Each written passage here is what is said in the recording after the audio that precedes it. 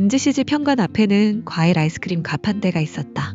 모녀의 수입은 대체로 어려웠지만 대체로 풍족했다. 건강이 안정되자 지연은 은지 씨를 도와 장사를 하러 나갔다. 식사 시간이 되면 집에 와서 할머니 요리를 도왔다.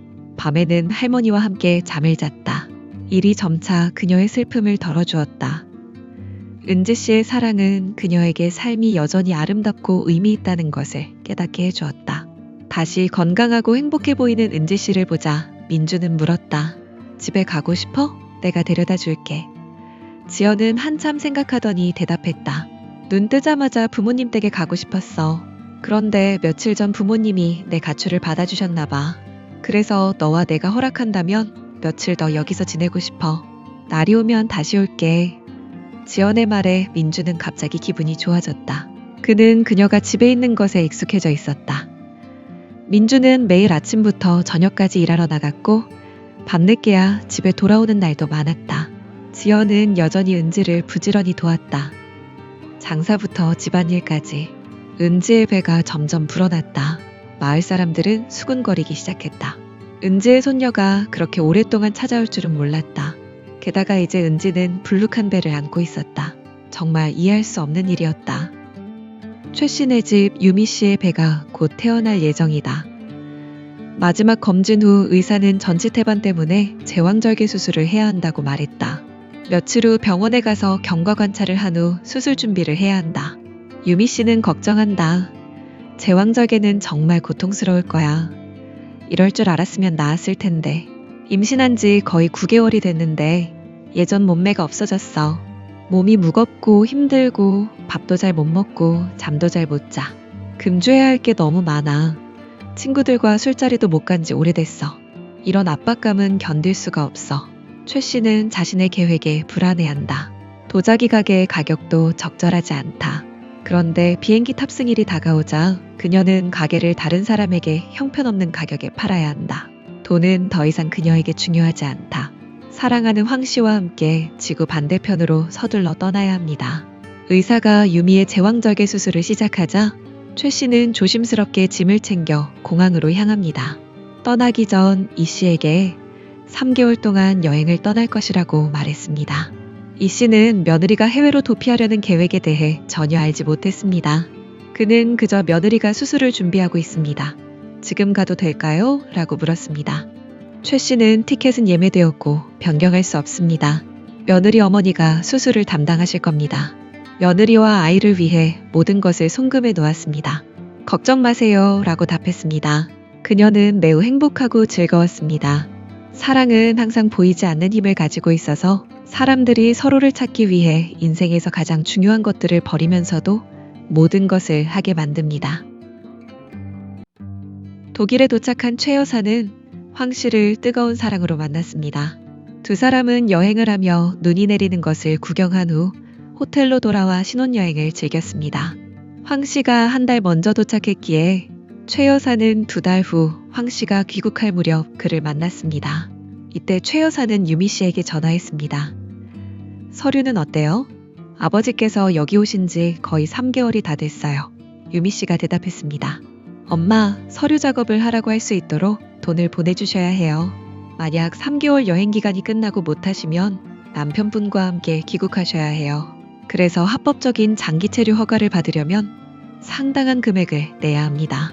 유미 씨는 한 사람당 약 4만 유로를 내야 하고 황 씨의 3개월 체류 기간이 곧 끝나기 때문에 황 씨를 먼저 돌봐야 한다고 말했습니다. 최 여사는 망설임 없이 유미에게 8만 유로를 송금해 두 사람의 서류 작업을 맡겼다. 서류 작업을 마치고 8개월 후에 일을 시작하면 원금을 돌려받을 수 있다고 했다. 그 후로는 8시간씩 가볍게 일하고 보험료도 내고 한 달에 1억 원 가까이 벌었다. 행복한 삶을 살았고 병은 정부에서 치료해 주었다. 정년이 되자 독일 정부에서 주는 월급으로 넉넉하게 살았다. 미래가 눈앞에 펼쳐졌다. 최 여사는 사랑에 눈이 멀었다. 황 씨의 귀국 시간이 다가왔지만 유미는 아직 서류 작업을 끝내지 못했다. 최 여사는 며느리를 재촉하기 위해 계속 집에 전화를 걸었다. 그제야 유미 씨가 말했다. 두 분 서류는 제가 다 처리해드릴 만큼 돈이 있어요. 그런데 지금 두 분 다 독신 증명서를 요구하시더라고요. 그러니까 부모님이 베트남에서 이혼하셨다는 거예요. 그래서 이 서류가 없으면 돈을 더 내야 해요. 엄마, 제가 처리할 수 있도록 5만 유로만 더 보내주세요. 최 씨는 예전처럼 기쁘지는 않았지만 마지못해 유미 씨에게 돈을 송금했습니다. 그렇지 않으면 일이 제대로 진행될 리가 없었습니다. 며칠 후 유미 씨는 최 씨에게 다시 전화를 걸어 이전처럼 쉽지 않으니 두 분 다 한국에 돌아가 이혼 절차를 밟고 나중에 다시 와서 서류 작업을 해야 합니다. 라고 말했습니다. 즉, 독일에 정착하려면 한국의 합법적인 서류를 가진 사람과 결혼해야 한다는 뜻입니다. 그러려면 한국에서 독신증명서가 필요합니다. 그러던 어느 날 황 씨는 서류 작업이 아직 끝나지 않아 본국으로 돌아가야 했습니다. 최 씨의 여정은 아직 끝나지 않았지만 결국 혼자 남고 싶지 않아 귀국을 결심하게 되었습니다. 오후 2시 비행기가 공항에 착륙했습니다. 짐을 든 두 사람이 막 문 밖으로 나섰을 때 갑자기 한 여자가 그들에게 달려와 소리쳤습니다. 정말 잘했어요. 형네 가족이랑 간다고 했는데 왜 같이 갔어요? 그리고 당신은 무슨 일인지 설명해 보세요. 이렇게 오랜 세월 함께 사업을 하면서 자매에 보답하는 거예요? 황 씨가 뭐라고 말하기도 전에 최 씨가 먼저 대답했습니다. 오해하셨죠? 제가 가는 곳은 제 일인데 이건 우연일 뿐이에요. 같은 비행기에서 만났어요. 사람들이 여전히 북적거려서 그들은 밖으로 나가야만 했습니다. 유미의 어머니는 걸어가면서 소리쳤습니다.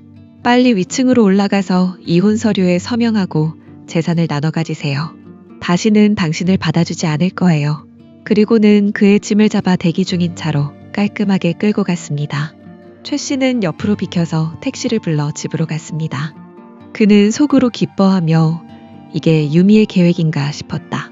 만약 그렇다면 황 씨의 이혼은 꽤 순조로울 것이다. 하지만 이 씨는 유미의 말을 무조건 받아들여야 했다. 그게 항상 상례였다.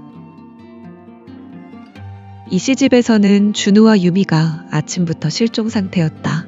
이 씨는 집에서 손자를 달래며 죽어가고 있었다. 아기는 생후 2달밖에 되지 않았고 이 씨는 엄마가 너무 보고 싶어 울음을 터뜨렸다. 이 씨는 어떻게 해야 할지 고민하던 중 대문 앞에 주차된 차를 발견했다. 준우 부부가 돌아온 줄 알았지만 최 씨였다. 최 씨가 3개월짜리 휴가를 간다고 해서 놀랐다. 2달밖에 안 됐는데 아직 안 끝났잖아. 왜 이렇게 일찍 왔어? 집에 들어서자 손자는 무시한 채 물었다. 유미 씨는 집에 있어? 오늘 아침 남편과 어디 갔어? 달래서 못하겠네. 이 씨는 아무 말도 하지 않고 휴대폰을 꺼내 유미에게 전화를 걸었다. 갑자기 표정이 변한 그녀는 휴대폰에서 눈을 떼지 못하고 번호를 여러 번 누른 후 휴대폰을 손에 들고 전화를 받았다. 마침내 이 씨는 그녀의 얼굴이 창백해지는 것을 보고 재빨리 준우에게 전화를 걸었다. 유미랑 같이 가니? 전화할 수 없어. 준우는 엄마가 한국 번호로 전화를 거는 것을 보고 물었다. 언제 돌아오니? 유미는 집에 없어. 최 씨는 재빨리 소리쳤다. 어서 와. 내가 물어볼게. 빨리. 최 씨는 여전히 이 씨 품에 안겨 소리 없이 울고 있는 손자에게는 눈길도 주지 않았다. 이 씨도 무슨 일이 벌어지고 있는지 이해하지 못했지만 그녀의 표정은 매우 심각해 보였다. 최 씨의 심장은 말처럼 쿵쾅거렸다. 유미에게 전화를 걸었지만 연결이 되지 않았다. 모든 소셜미디어 연락처가 사라졌다. 무슨 일이 일어났는지 이해할 수 없었던 최 씨는 이제 황 씨에게 감히 물어볼 수 없었다. 유일한 방법은 준우에게 다시 전화해서 모든 문제를 해결하게 하는 것이었다. 집으로 돌아온 준우는 엄마의 당황한 표정을 보고 물었다. 엄마, 무슨 일로 전화하셨어요? 한 달 후에 오실 줄 알았어요. 최 씨는 일어서서 아들에게 물었다. 유미가 어디 갔는지 알아요? 왜 연락이 안 돼요? 그제야 준우는 휴대폰을 꺼냈고 유미에게 전혀 연락할 수 없었다. 아기는 여전히 모유가 목말라 울고 있었다. 준우도 최 씨도 아기에게 전혀 신경 쓰지 않았다. 이 씨는 아기를 안고 집안을 돌아다녔지만 아기는 여전히 멈추지 않았습니다. 지친 얼굴과 어색한 손으로 우유병을 잡고 아기 입에 넣어주었습니다. 아기는 몇 입밖에 빨지 못하고 울음을 터뜨렸습니다. 그때서야 최 씨는 가슴이 무너지는 듯한 목소리로 말했습니다. 빨리 부모님 댁에 가서 아기가 어디로 갔는지 확인하고 아기를 찾아서 바로 이곳으로 데려오세요. 최 씨는 위층으로 올라갔고 이 씨와 준우는 집에서 무슨 일이 일어나고 있는지 이해할 수 없었습니다. 준우는 어머니의 조언대로 황 씨 댁으로 차를 몰았습니다. 잠시 후 집에 돌아온 그는 당황하며 물었다. 엄마, 황 선생님 말씀이 맞아요? 방금 도착했는데 묻기도 전에 고개도 못 들고 혼났어요. 정말 굴욕적이었어요. 그러고는 유미가 다시는 돌아오지 않을 거라고 했어요. 그 순간 최 씨는 정신이 나갔다. 아무리 똑똑해도 속았다는 걸 알았을 것이다. 하지만 문득 이런 생각이 스쳤다. 지연이 같은 놈한테 피해를 본 건가? 눈을 감고 고개를 몇 번 저은 후 더 이상 생각할 겨를이 없었다. 유미가 최 씨에게서 10만 유로가 넘는 돈을 받아가지고 떠났기 때문이다. 생후 2달 된 아들을 할아버지께 맡기고 말이다. 이 모든 게 최 씨의 계획이었다. 황 씨와 최 씨가 귀국하던 바로 그날, 최 씨는 독일행 비행기에 올랐다. 그래서 그녀는 연인과 함께 유럽에 정착할 희망을 모두 잃었다. 그녀는 허약한 손자를 안고 있는 늙은 남편을 낙담한 듯 바라보았다. 도자기 가게는 없어졌지만 그녀의 돈은 없어지지 않았다. 이제 그녀에게 삶의 의미는 없었다. 반면 준우는 우울해져서 술과 도박에 빠졌다. 그는 오래전부터 이 가족에 대한 관심을 잃어가고 있었다. 그는 어머니의 방탕한 생활과 돈 낭비에 익숙했다. 그래서 유미와 최 씨 부인의 압박을 받을 때면 집에 가고 싶지 않았다. 유미가 낳은 어린 아들도 마찬가지였다. 올해는 비가 많이 오지 않아 강수위가 아직 평균 수준이었다. 그 지역 사람들은 평화롭고 안정적인 삶을 살고 있었다. 오직 이 씨와 최 씨 가족만이 집에 큰 폭풍이 닥친 것처럼 느꼈다.